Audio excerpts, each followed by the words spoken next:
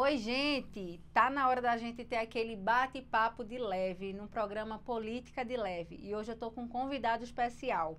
Ele é contabilista, já foi vereador, deputado estadual, administrador do Distrito Estadual de Fernando de Noronha, prefeito do Cabo de Santo Agostinho e de Jaboatão dos Guararapes. Ele que já passou por diversos partidos e agora está no Partido dos Trabalhadores. Seja bem-vindo, Elias Gomes. Olá, Kate. É uma alegria estar aqui contigo no momento de inauguração de um belo momento em que você está aí falando e trazendo informação no debate, na discussão tão interessante sobre algo que não é tão bem visto pela sociedade, mas que tem um lado nobre. E a sugestão política de leve nos permite ver a essência dela.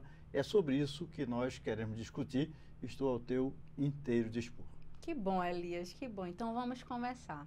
Elias, quem é o Elias no dia a dia e quem é o Elias político? Conta pra gente. Eu me defino, inclusive minha sogra costuma me cumprimentar assim: olá, cidadão do mundo.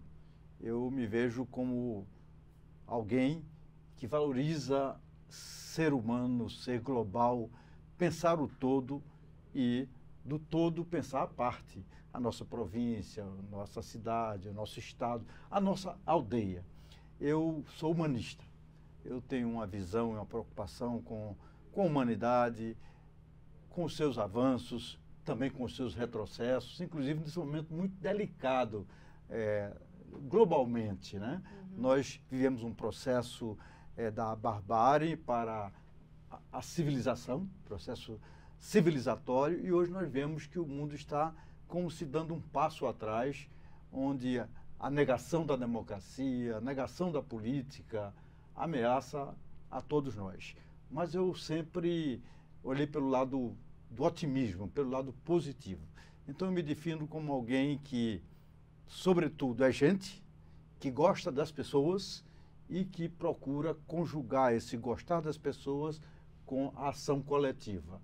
Desde muito jovem eu me preocupei com o meio ambiente. Olha como eu ingressei na política. Eu tinha 17 anos, eu morava no Cabo, em Ponte dos Cavalhos, e o Rio Jaboatão corta Ponte dos Cavalhos. Vi quando estavam devastando o manguezal, derrubando os manguezais. E eu corri e fui juntar as pessoas. Eu sabia que os pescadores têm o mangue como maternidade dos peixes. Aí eu fui chamar os pescadores. Lá havia uma associação de pescadores. E nós conseguimos interromper a derrubada do mangue. E eu vi esse mangue reflorescer. Então a natureza, a defesa do ambiente natural, a ecologia, a sustentabilidade já estava na minha vida logo no iniciar da minha fase adulta, saindo da adolescência para a fase adulta. Então é isso. Os valores da humanidade, os valores da natureza, da preservação, do crescimento das pessoas é o que nos move. E me diz uma coisa, Elia, no meio dessa trajetória toda, você falou agora do meio ambiente, né, como uma bandeira que você carrega. Quais outras bandeiras nessa tua trajetória você já defendeu? Olha, a primeira questão, eu comecei na política quando o Brasil viveu um período muito difícil, o momento da ditadura militar. E naquela época as pessoas eram proibidas de se organizar, de reunir, de manifestar os seus desejos, suas vontades, e eu comecei a organizar a primeira associação de moradores da cidade em que eu nasci, a cidade do Cabo de Santo Agostinho. E ali a gente começou a refletir sobre os direitos das pessoas. Era a luta pela água, era a luta pela escola, e isso foi, junto com a questão ambiental, foi me levando para o mundo da política. E a política nunca perdeu para mim essa essência. E essas experiências, a questão do meio ambiente, a questão da liberdade, da democracia. A democracia é um valor inegociável e é isso que nos move e é isso que me faz me manter na política. Todos que amam a liberdade, que amam a democracia e que negam a política, na verdade, estão prestando um desserviço. Eu acho que eu tenho que fazer política, eu tenho que colocar as minhas ideias, não tenho a obrigação de vencer todas as eleições, não tenho a obrigação de ser aceito sempre e ter a concordância da maioria, mas eu tenho o dever de não me omitir, e a defesa da democracia é outro valor importante. E democracia não é apenas o direito de votar e de falar. Democracia é inclusão, é equidade, é respeito aos direitos, é a possibilidade de uma família pobre ter um filho que vá à universidade, que consiga subir degraus na vida, construa com essas oportunidades a verdadeira democracia. A democracia não é apenas, como disse, o formal. A democracia tem que ser real quando ela se traduz na vida, na oportunidade e no direito de uma vida digna para as pessoas. É nessa crença e com esta crença que eu tenho sustentado 50 anos de vida pública. É muito tempo, viu? E assim, pelo que Tempo você vem falando, você é o verdadeiro político de leve, né? Tá no teu sangue, é algo que é um propósito teu. Eu acho que essa questão, a palavra de leve, ela vai muito profundamente. Na política, eu percebo que muitas pessoas têm a política apenas como a conquista do poder. É o poder pelo poder. Alianças completamente incoerentes. Ou escravo de um partido para estar a serviço dele. Para mim, os princípios, os valores, a questão da solidariedade, a questão da liberdade, a questão dos fundamentos que sustentam a política é o que realmente faz a diferença. As pessoas querem ganhar a qualquer custo. Eu costumo dizer que nós precisamos fazer o debate das ideias. Isso. Projeto de poder, basta juntar gente, dinheiro, partidos e você pode conquistar o poder. Agora, projeto de sociedade, projeto que inclua as pessoas, que as faça cumprir um protagonismo e não esperarem que o político, que o presidente, que o governador, que o vereador vai resolver os seus problemas, mas alguém que incentive as pessoas a exercer o poder que tem. O poder real não está na presidência da República, no Palácio do Campo das Princesas, não está no Palácio do Planalto, não está na prefeitura do prefeito que acha que tem tanto poder, mas, na verdade, esse poder real e verdadeiro é do povo, quando ele se organiza e quando ele entende a força e o poder que tem. Eu fui colega de futebol e colega de infância de Nando Cordel. Nando Cordel era uma pessoa que a gente batia muita bola, jogava. Eu fundei um clube de futebol, aos 16 anos eu fundei um clube. E ele era o principal atleta do clube. Eu achava que ele ia jogar na seleção brasileira, nunca ser o artista, o cantor que ele é. E ele tirou uma música que diz: se o boi soubesse a força que tem, a abelha, a dor da picada, um não carregava canga e o outro não era apenas uma abelhinha. As pessoas precisam descobrir a força que tem. Isso. E é na democracia, é no exercício da cidadania que a gente pode mostrar essa força. Verdade, concordo. Falando no povo, a gente está numa era que o digital está muito avançado, né? Falando nisso, eu vou até dar uma pausa aqui para fazer um merchan. Eu estou com o workshop, que é o workshop em meu mandato. A Elias sabe, é um dos apoiadores, está do meu lado me incentivando. E esse workshop vai acontecer dia 24 de janeiro, lá no Caju Sertão. É um curso específico para vereadores e assessores, onde a gente vai passar todo o conteúdo de marketing político, posicionamento digital e comunicação política. Então, para quem ainda não se inscreveu, ainda dá tempo, se inscreve, corre lá no link da minha bio e faz tua inscrição. Voltando aqui, Elias, para a nossa conversa. Falando no povo, né? A gente está numa era bastante digital. Me dá a tua opinião sobre essa questão desses conteúdos dentro das redes sociais. Você acha que isso aproxima o eleitor do político? Qual é a tua visão? Consegue uma coisa que é um fenômeno muito contraditório. Ao mesmo tempo que aproxima, distancia. Você está invadindo a sua casa, o seu momento de privacidade através das redes sociais. Mas por conta disso, como você está muito presente, você deixa de estar lá para apertar a sua mão e dizer: eu sou Elias, eu sou candidato a prefeito, a minha proposta é esta. Eu queria ouvir você. O que é que você pensa sobre a nossa cidade? Como é que está a questão da violência, da segurança? Como é que está a saúde? Como é que está a educação? Então, as pessoas estão substituindo a comunicação digital por outra forma de comunicação, que é o sentir, o tocar, o olhar, o receber a energia das pessoas. E eu não consigo me imaginar apenas falando com as pessoas de forma digital. eu calculei que eu andei nesta campanha 1.800 quilômetros. Eu subi ladeiras, desci ladeiras, caminhei todos os dias. Há dia que eu dizia assim, quantas horas eu estou na rua? 14 horas. Eu via os meninos que me acompanhavam fazer a filmagem, o fotógrafo sentado na calçada, cansado. Eu disse, não estou cansado. Aí eu perguntava, o que é que há que eu não cansei e você está cansado? Você é mais jovem, tal. É porque também eu descobri que o poder da mente, o poder da vontade, o poder do querer, a força disso é maior do que a força dos músculos, é maior do que a força do verdor da juventude. E por isso eu me sinto sempre renovado, com vontade de fazer, porque eu não me vejo ausente do debate, eu não me vejo omisso de algo que é nobre e não algo tão vulgar em que se tornou a política. Daí, estou na política e continuarei na política. Sendo ou não candidato, eu quero sempre dar o meu pitaco, a minha ideia, questionar os políticos, porque eles entendem que são donos do poder. Alguém se elege vereador, diz, eu sou vereador, dono do mandato. Não és dono do mandato. Vou fazer o que eu quero. Não.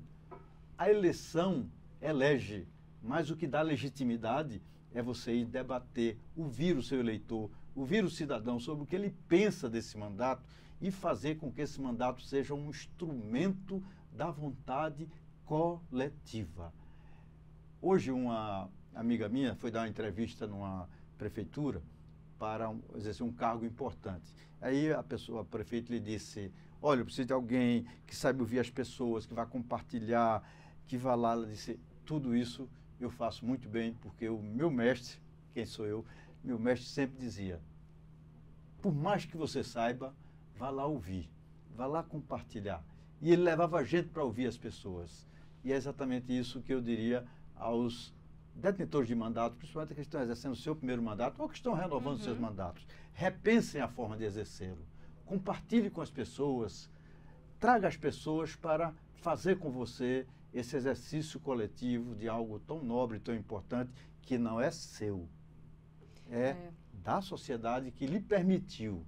E se você não puder e não souber exercer corretamente esse mandato, aqueles que mesmo lhe dão, lhe retiram esse mandato. Então, isso é algo que eu diria importante para refletir. É isso, quem ouve então, mais, erra menos. Erra menos. Né? Aí o digital é importante, sim, mas não fique apenas nisso, porque isso não é o bastante.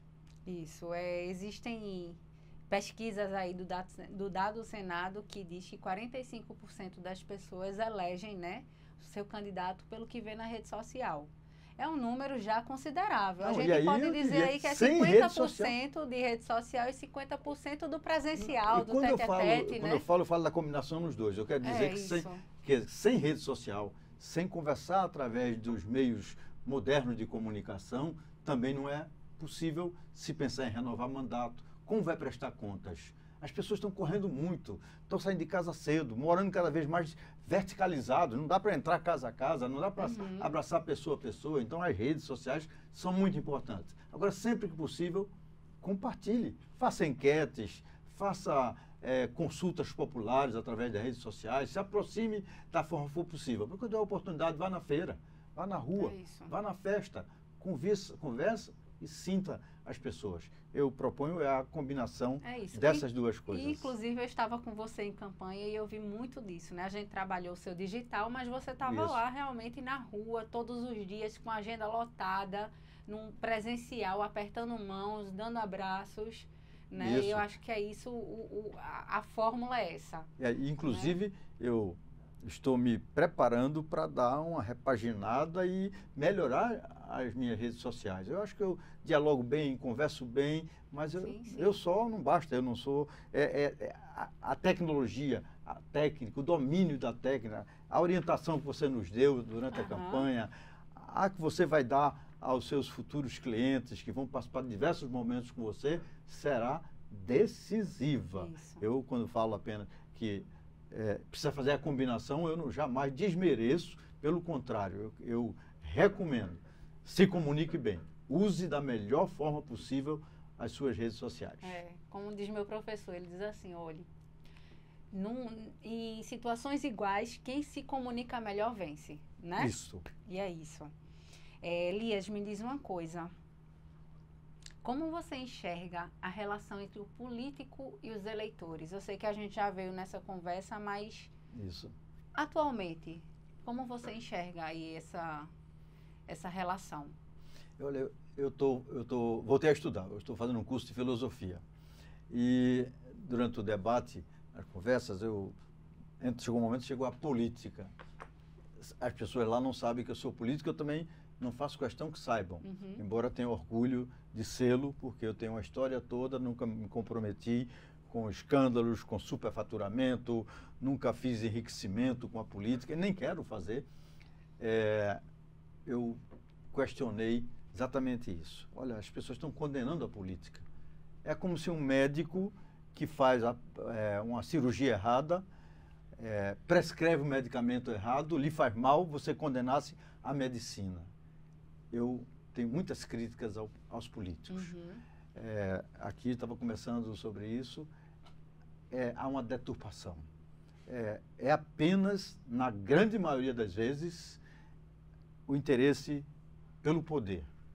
Eu vim de uma época, dos anos 70, dos anos 80, de líderes que eram líderes que defendiam ideias, que defendiam projetos, princípios, valores, fundamentos.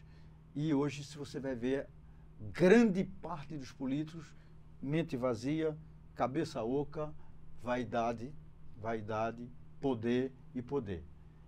Essa repito, uma distorção, é uma deformação. Eu diria que é importante que os políticos, que possam se refundar o exercício da política. Isso tem que levar emoção, tem que levar sentimento, utopias. As pessoas perderam a utopia. As pessoas estão pragmático. Ou seja, eu dou tanto, você me dá tanto voto ali, tal, pragmatismo, que virou um comércio, um negócio vulgar, absolutamente vulgar. Eu creio, e eu desejo, e eu luto para que a política volte a ter o sentido verdadeiro e real daquilo que para alguns já é utópico, mas se a gente não acreditar nas utopias, se a gente não acreditar que o mundo pode ser diferente, que as guerras não serão a constante no mundo, mas que haverá um momento de concertação entre as nações, que haverá paz, que haverá um entendimento, que haverá respeito às diferenças, que é possível um mundo onde a humanidade, onde os governantes preservem o meio ambiente. Tá aí a crise climática, isso ou nos leva à hecatombe, ou a gente toma consciência de que precisa cuidar do bem mais nobre que nós temos, que é a natureza. E eu prefiro acreditar que com o aquecimento global, com as crises, com as catástrofes ambientais, tá aí o Rio Grande do Sul, os nossos governantes, as nossas lideranças haverão de entender que precisa colocar no centro do debate internacional, e o presidente Lula joga um papel importante nesse sentido, a questão ambiental e a questão de valores, de princípios, a ética. A ética, um mundo que tem milhões, bilhões de seres humanos, irmãos nossos, passando fome. Que sentido tem a política? Que sentido tem o poder, se esse poder não é capaz de transformar a força bélica dos Estados Unidos, a Rússia com super arsenal atômico? Para que esse poder? Para oprimir? Por que não usar todo esse poder, toda essa tecnologia em favor de um mundo justo, igual, natureza preservada, as pessoas alimentadas, morando e vivendo bem? Ah, Elias, isso aí, você é um sonhático. Não. Inclusive, essa foi uma proposta, né, do presidente Lula agora no Isso, G20. exatamente, nesse encontro. Paralelamente também o encontro sobre a questão ambiental, e a gente tem que acreditar. Quando as pessoas dizem assim, olha, isso aí já não existe mais, isso é coisa do passado, vamos ser pragmáticos. Aí eu vou para um exemplo bem singular do Beija-Flor, cuja floresta estava incendiada e ele levava um biquinho com água e jogava água para tentar apagar o incêndio. Claro que poderiam tirar onda. você está perdendo seu tempo. Mas se todos os beija-flores, se todos nós que amamos o mundo, a flor, a vida, fizermos a nossa parte... Uma ação coletiva, né? Agora, esperar que todo mundo faça, nós vamos fazer a nossa parte. Se você quer mudar o mundo, mude a sua cabeça. Comece por você. Eu não jogo um papel de confeito de bala na rua. Eu coloco no meu bolso. Lá na minha casa eu reciclo o lixo. Todo lixo orgânico, o lixo reciclável, eu separo. No meu sítio, onde não tem isso, eu faço isso. Então, eu faço a minha parte. E fazendo a minha parte, eu vou demonstrando para os meus filhos, que também fazem, para os meus netos aos seus colegas, e essa corrente de manter a ética, de manter atitudes corretas, exercer a cidadania de forma correta, vai fazer a diferença. Faça a sua parte. É isso, Elias. É isso. Você falou aí da política, né? Eu queria saber o que Elias Gomes e qual seria o caminho da gente trazer aquela política real, né? Essa renovação que você falou um pouco. Não essa política de troca, de cada um pensando no seu umbigo. Eu comecei na política no Partido Comunista. E na época o Partido Comunista era uma escola. Você vê grandes quadros do Brasil, José Serra, grandes ministros, grandes pensadores, Pécio Arida, diversos economistas da boa escola da política, passaram pelo Partido Comunista. Não por serem comunistas, porque lá na faculdade, na universidade, era onde se chamava as pessoas para fazer o debate político, a educação, a formação política. Passei por diversos partidos, passei e passarei, porque os partidos não me representam. Já fui de partido que fazia política, que tinha orientação, que tinha encontros semanais, que fazia o debate, que nos desafiava a ler, a discutir, a pensar o mundo, a pensar a sociedade. Hoje, os partidos apenas são cartórios para disputar as eleições. E isso, inclusive o PT ingressou nisso. Infelizmente. O próprio presidente Lula, eu não sou eu que estou dizendo, olha, o partido se afastou das fábricas, se afastou das favelas, da periferia. E onde é que está? Onde é que estão esses partidos? Meu projeto nesse período que não vai ter eleição, é criar uma escola de líderes. Eu quero começar um pequeno projeto para inscrever 50 jovens e a gente formar líderes para o futuro. Olha, se a gente prepara, eu quando fui prefeito a primeira vez, eu tinha 27 anos. E eu montei um time com pessoas experientes e com pessoas jovens, e foram pessoas que cresceram na vida, na política, foram secretários municipais, secretários de Estado, saíram quadros lá que foram direto para a Unicef, trabalhar na ONU, órgão da ONU, Unicef, e a gente formou quadros, líderes que não estavam muito vocacionados para a disputa eleitoral, mas eram líderes. E a gente está vivendo uma escassez de líderes. Essa seria a tarefa dos partidos. Essa seria a tarefa das universidades. Onde é que está a Uni? A Uni que mobilizava, que organizava os jovens, fazia o debate. Onde é que estão os partidos? Esperando a próxima eleição? Onde é que está a universidade? Se degradando, esquerda contra a direita, interditando o debate, a criação. Você está errado, extremamente errado, porque você é da extrema direita, você é da extrema esquerda, você está errado. E quando vão para os extremos, interdita a ideia nova. O surgimento de algo que seja alternativo a que os extremos pensam.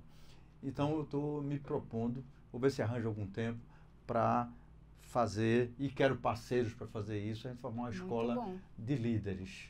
Isso acho que vai fazer com que eu possa deixar, não diria um legado, mas uma sementinha para que a gente possa ter líderes no meu pedaço. Eu atuo no Cabo, em Jaboatão, não vou pensar num plano estadual, porque quem sou eu? Mas no meu local eu vou tentar trabalhar nesse sentido. Elias, há um mês atrás você fez uma carta aberta, foi divulgada em alguns portais, né, direcionada para o partido, para o PT. Qual foi tua proposta? Conta pra gente. Sim. Eu sempre fui chegado a cartas e a pensar maior do que eu.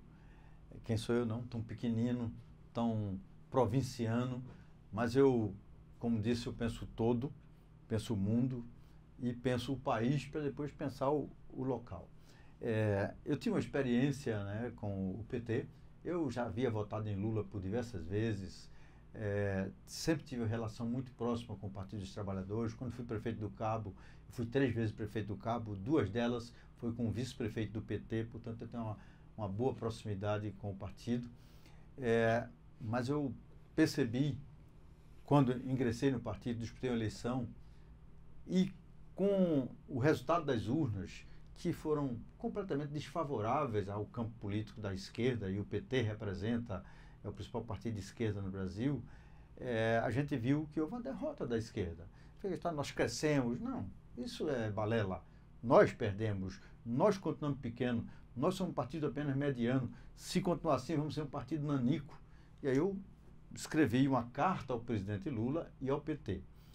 Em relação ao presidente Lula, eu falei que Bolsa Família, Bolsa Gás, Vale Gás, esses programas, Pé de Meia, todos são importantes, mas já foram incorporados como pertencimento das pessoas. E eu perguntei, presidente, o que fazer de novo?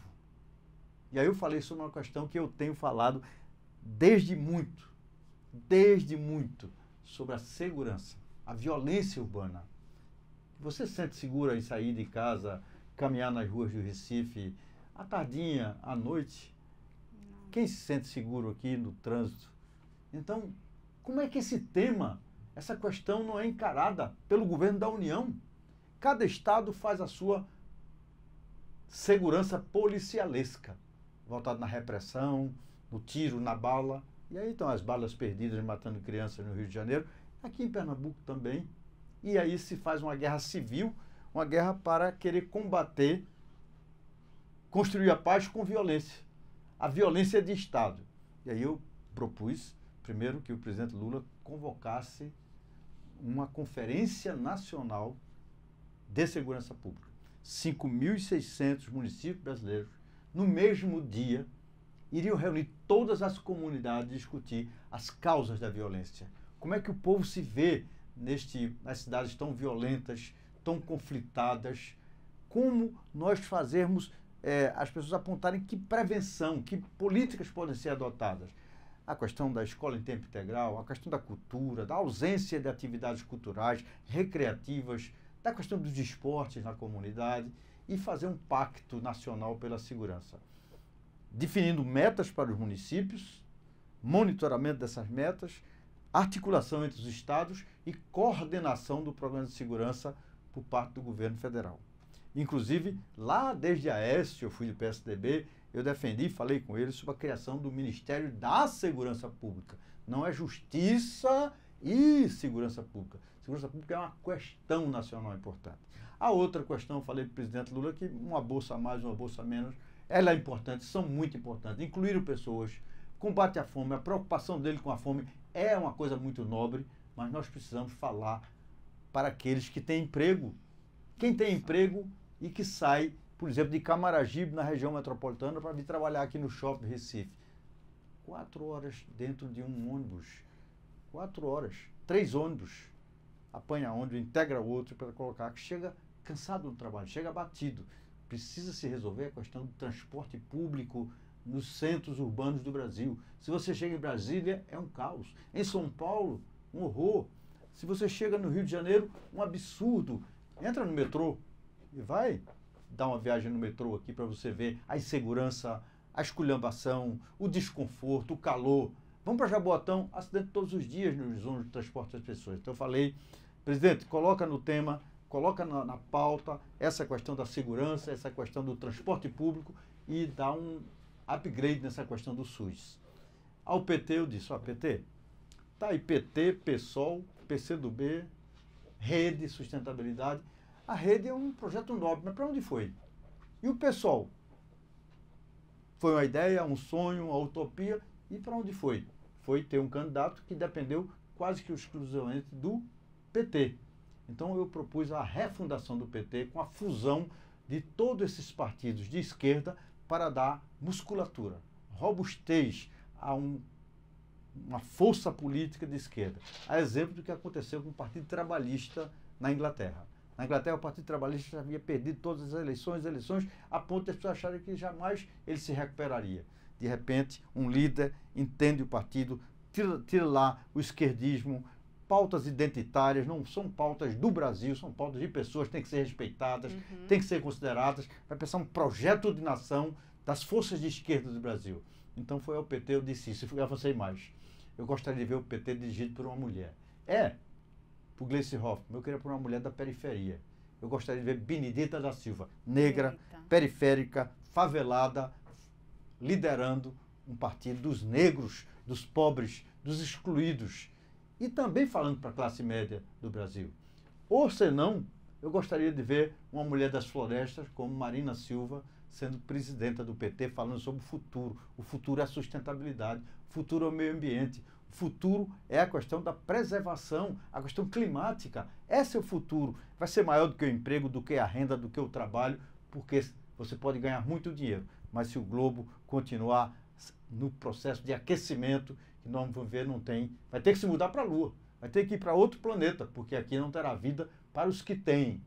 E para que tenha vida para os que têm e para os que não têm, nós precisamos ter um planeta saudável. Marina seria uma grande presidenta desse novo PT. Elias, Foi esse recado que eu mandei. Claro que ninguém me ouviu, não vai me ouvir, nem eu estou aqui querendo que seja ouvido, mas eu quero dizer novamente, não vou me omitir. Vai ficar como parte de um legado, de uma história, dos escritos que eu costumo fazer. Total, você fez sua parte e trouxe aqui na carta pautas importantes e de extrema importância para o povo, né? Necessidade do povo, não é isso?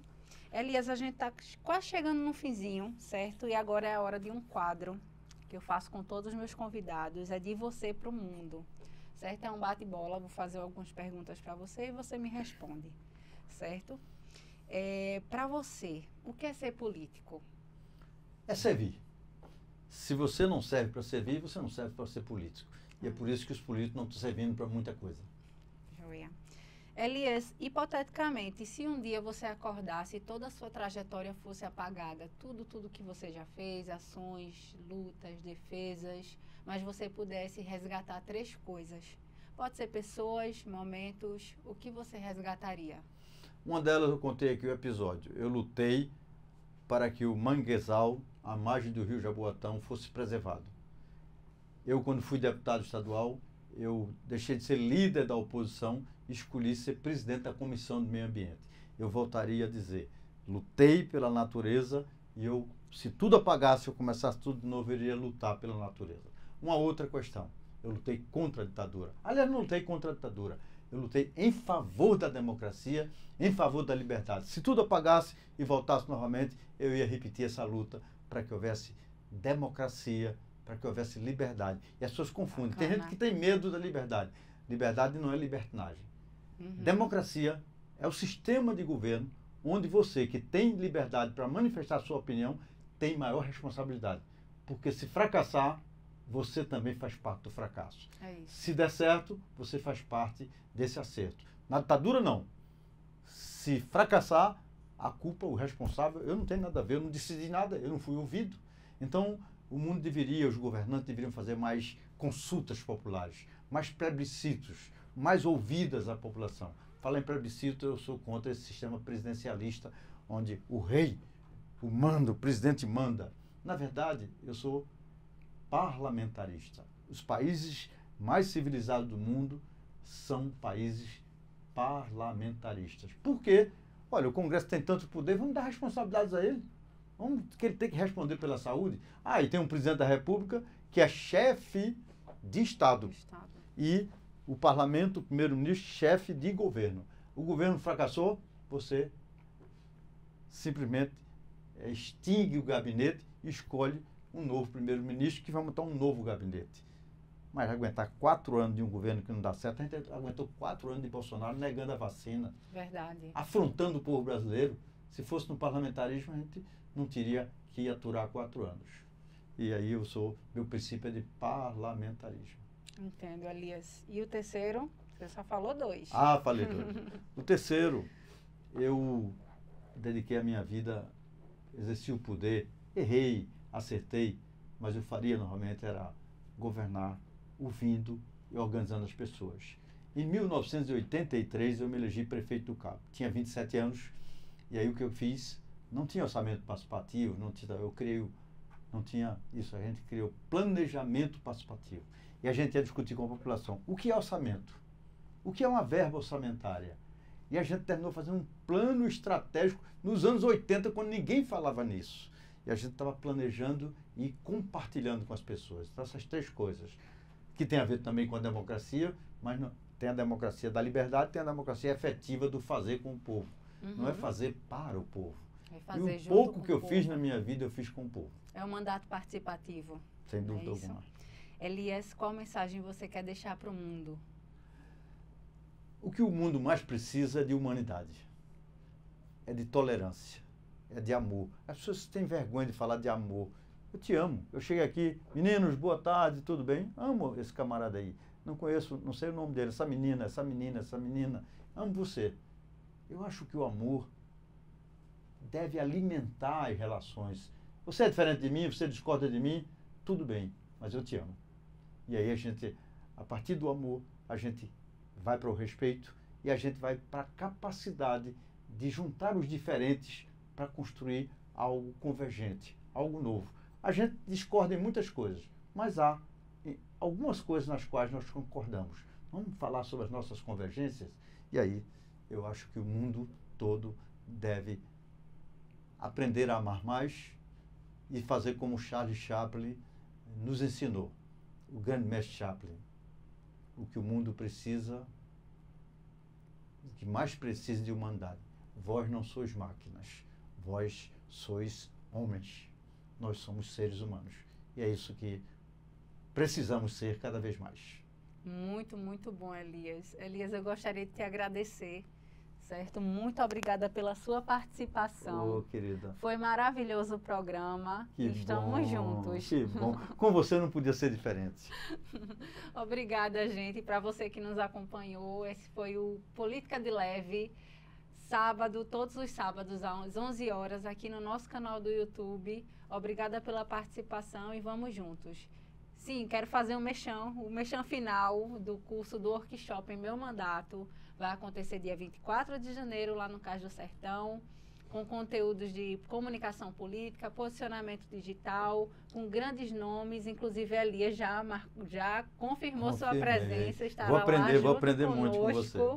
Então se inscrevam, lá no link da bio. Percam não, viu? Eu sei o que é isso. O quanto é importante a gente se conectar com o novo, com a tecnologia, com as novas formas de comunicação. Eu estou com uma mestra aqui que vai dar umas dicas importantes para vocês. Obrigada, Elias. Valeu, querida.